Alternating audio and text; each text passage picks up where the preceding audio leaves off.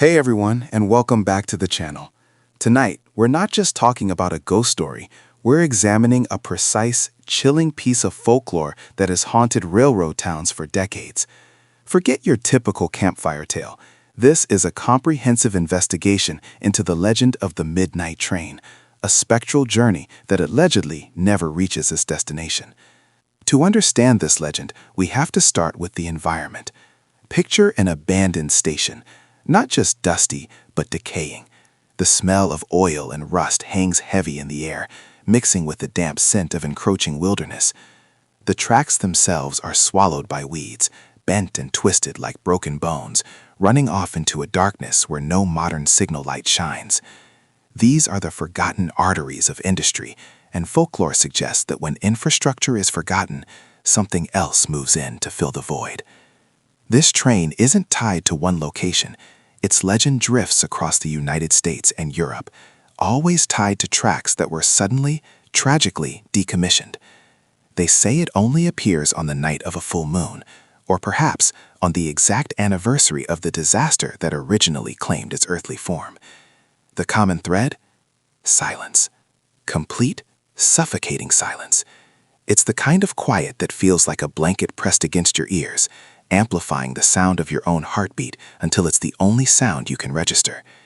This silence isn't peaceful, it's anticipatory, waiting for the massive mechanical shadow to arrive and break the stillness with a terrifying ethereal roar. It's in this absolute void of sound that the terror truly begins to manifest. Our historical research points towards several regional incidents that may have coalesced into this single monolithic legend. The most prominent event involves the Blackwood Line disaster of 1908, a tragic derailment caused by structural failure on a remote trestle bridge. They never recovered all the victims. Accounts from that time, preserved in brittle newspaper archives, speak of confusion, screaming that stopped too suddenly, and the agonizing sound of grinding metal falling into the dark river below. Witnesses who lived near the crash site reported strange auditory phenomena for years afterward. The faint sound of a whistle late at night, a sound that clearly wasn't coming from any active line, and the rhythmic chuffing of a steam engine that seemed to be running on air. This wasn't merely residual haunting. This was something persistent, perhaps tied to the sheer volume of trauma inflicted in one moment. The train that derailed was carrying passengers from a major metropolitan area to a distant mining settlement, meaning its manifest was diverse: families, laborers, even a few high-profile figures. Every soul aboard was erased in an instant. This is where the legend gains its horrifying detail. The midnight train isn't just a ghost, it's a perpetually cycling moment of anguish, the final journey relived over and over. If you stand too close to those tracks, especially near the river bend where the crash occurred, people claim you can hear the faint, muffled voices of the passengers, whispering secrets, lamenting their fate, or sometimes just calling out for help that can never arrive. It's an auditory mirror of their final, desperate moments, echoing across the century, inviting you to listen, and perhaps to join their eternal journey. Now, let's talk about the sensory experience of encountering the train. It begins subtly. If you're standing near those forgotten rails, the first thing you'll notice is a drop in temperature, sharp and immediate, regardless of the season. It's a localized cold spot, as if a massive, refrigerated entity is passing by. Then, the smell. Not the familiar, clean scent of steam or coal smoke, but something acrid, metallic, and profoundly unpleasant, often described as burnt oil, mixed with something sickly sweet, like decaying flowers. The air itself feels thicker, heavy with anticipation. This prelude lasts maybe 30 seconds, building tension until the air starts to vibrate. Not just the ground, but the air itself. You might initially dismiss it as distant heavy traffic or a low-flying aircraft, but the sound quickly resolves itself into the unmistakable, deep rumble of a colossal engine approaching its speed. Yet, when you look down the tracks, there is nothing. Total darkness. Then, precisely at midnight, the headlight appears. It's not the bright electric beacon of a modern train, but a sickly yellow-orange glow, ancient and dim, cutting through the fog like a diseased eye. The sound, now deafening, is that of iron wheels screaming against rusty rails, a truly agonizing noise that vibrates deep in your chest. When the train finally passes you, it is silent, yet overwhelming. No bells, no horns, just the sound of raw, uncontrolled momentum and the ghostly echo of its presence. It's a paradox, loud noise, yet absolute quiet. This contradictory presence is often what drives witnesses to question their sanity, seeing a physical manifestation while experiencing a total lack of typical sensory cues, a mechanical wraith demanding attention. What makes this legend truly terrifying is not just the sight of the train, but the realization of its passengers. Witnesses, brave or foolish enough to gaze into the carriages, report that the windows are obscured, either by dust so thick it looks like concrete, or by an unnatural, churning condensation. But if you catch a momentary glimpse, what you see is deeply disturbing. The passengers aren't skeletal or aggressively demonic. They are simply waiting. They sit upright, facing forward, wearing period clothing that looks wet or water damaged, their faces pale and utterly devoid of expression.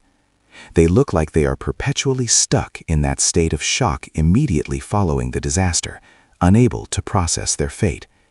Some accounts even report seeing the exact moment of the crash reflected in the glass, a terrifying split-second rewind showing shattering metal and screaming faces. One of the most chilling details involves the conductor.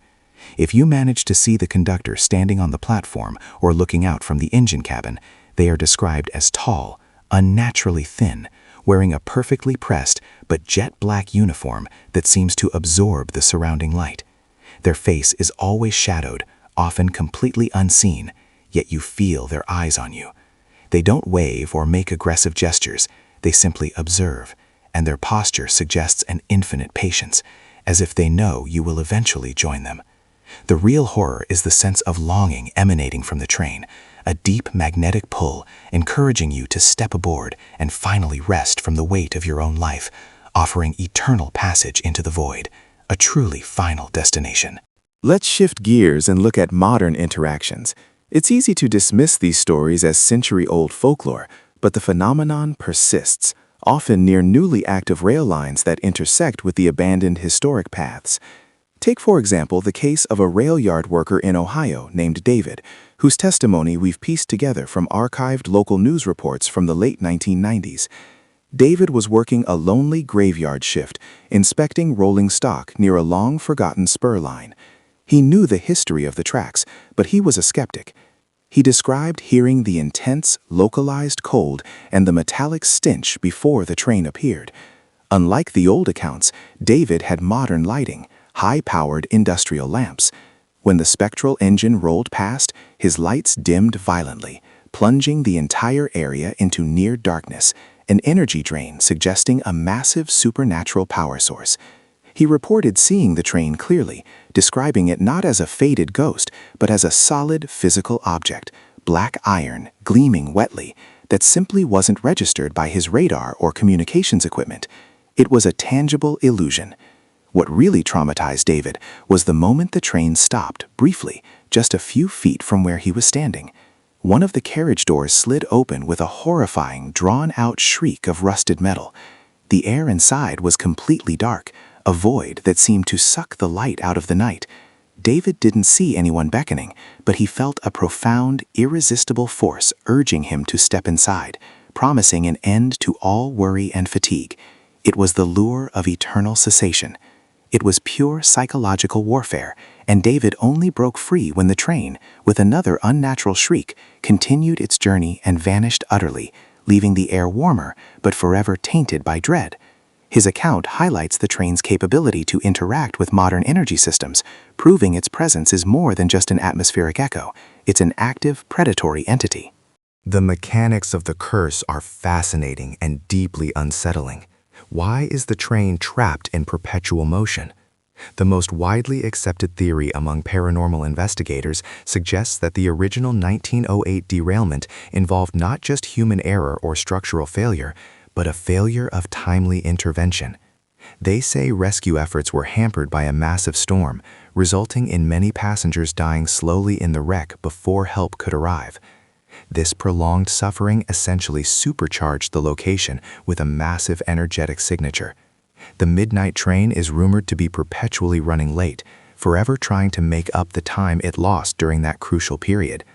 It's a train stuck in a time loop, constantly traveling between the point of failure and the station it never reached. This implies that anyone who steps aboard is also removed from the linear progression of time. They don't die in the traditional sense. They simply become part of the train's eternally looping, delayed itinerary. Imagine the psychological torment of being aware of your surroundings yet unable to influence them, trapped in the same few minutes of travel, watching the same scenery rush by every single night for over a century. The train's route itself changes, adapting to abandoned or infrequently used rails, always seeking the fastest, loneliest path.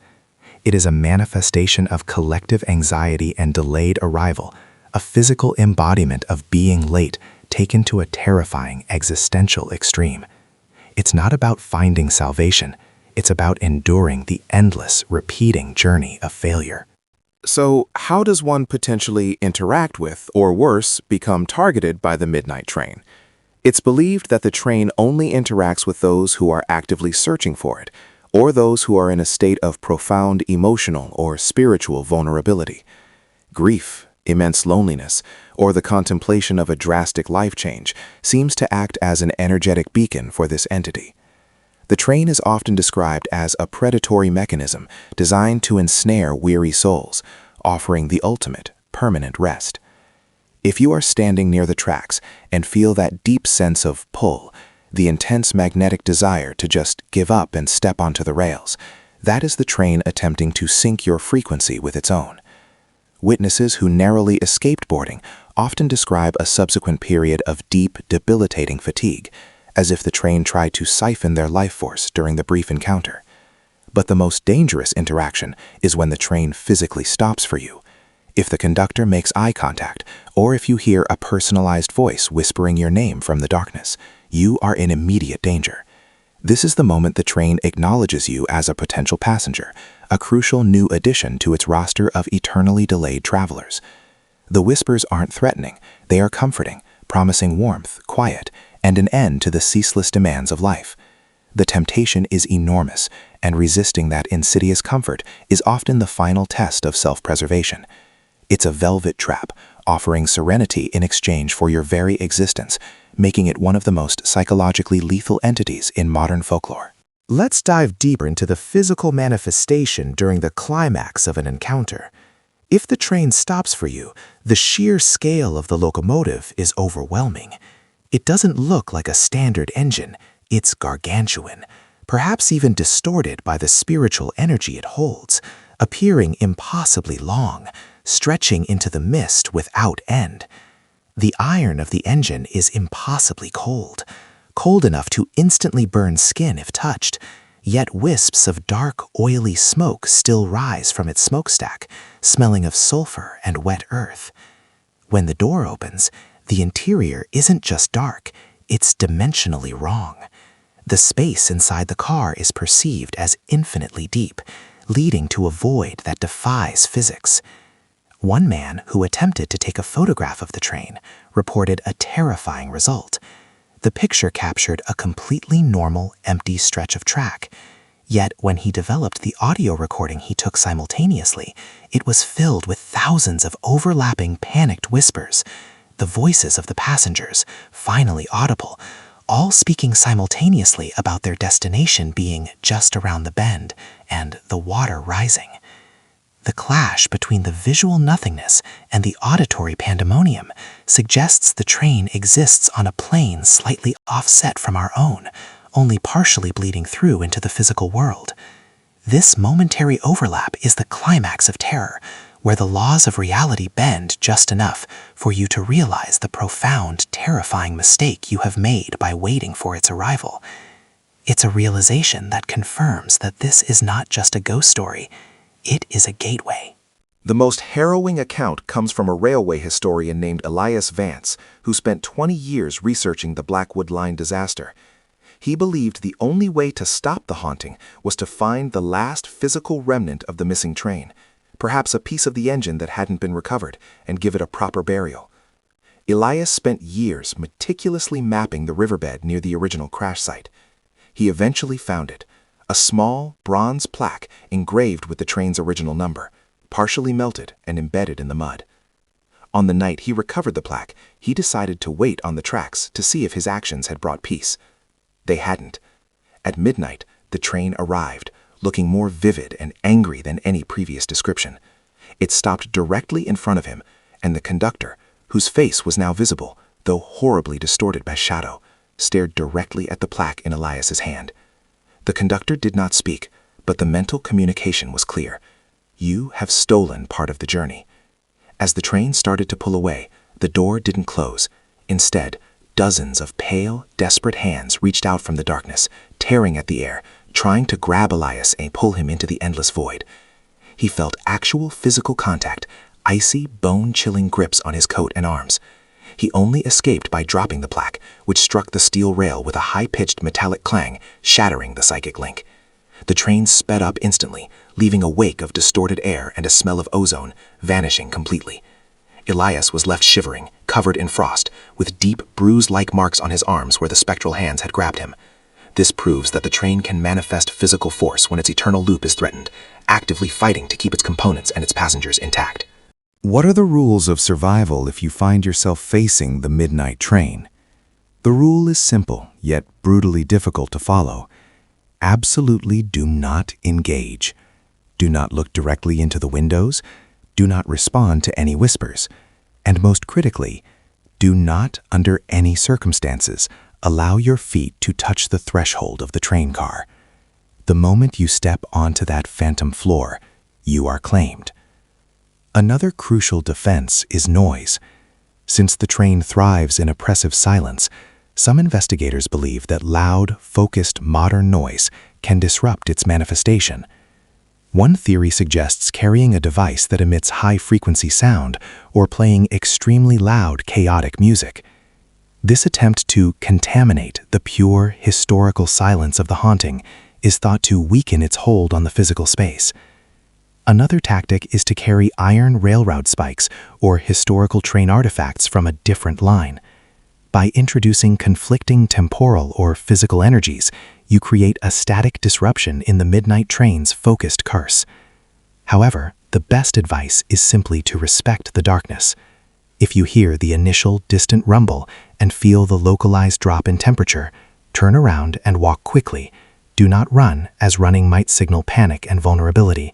Walk quickly and purposefully in the opposite direction, and do not look back until you are far from the tracks. The train is a hunter of the desperate and the lost. Show it that you are neither.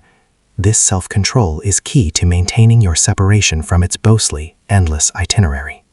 The legend of the midnight train serves as a potent reminder that not all hauntings are tied to old mansions or dusty cemeteries. Some are tied to the engines of industry that failed, leaving behind not just wreckage, but permanent scars on the landscape. This train represents the ultimate failed journey, the eternal commute that never concludes. It's an entity feeding on the concept of what if, the dread of being trapped, and the human desire for final rest. As we step back from the terrifying image of the black engine vanishing into the fog, we are left with a final, chilling question. Is the train carrying the dead, or is it perpetually seeking the living to fill the seats emptied during the crash? Many believe the latter, seeing the train as an active harvester of souls who are ready to give up on life, offering them a silent passage into non-existence. The story continues to evolve, adapting to new technologies and new abandoned lines, proving that the fear of the endless journey and the attraction of absolute silence are primal fears that remain potent regardless of the century. It reminds us that sometimes the scariest things are those that appear totally mundane on the surface, until you realize the terrifying implications of what lies inside. trapped between stations, forever bound by the rails of history. So there you have it, a terrifying 20-minute journey into the heart of one of the most persistent and unsettling urban legends of the rails. I hope this deep dive gave you chills and perhaps made you think twice the next time you hear a distant whistle late at night. The tracks are calling, but whether you answer is entirely up to you. Thank you so much for joining me tonight on this dark, investigative look at the supernatural. If you enjoyed hearing the chilling details of the midnight train and you want more deep dives into the sinister side of folklore, please let me know in the comments below what cursed location or terrifying legend we should investigate next. We love bringing these stories to life, and your engagement fuels our work. And before you go, and this is very important, don't forget to like and subscribe for more updates. Ring that notification bell so you don't miss our next descent into the shadows. Stay safe out there, stay off those forgotten tracks, and until next time, try not to listen too closely when the clock strikes 12. Good night, and be careful what you wish for when the whistle blows.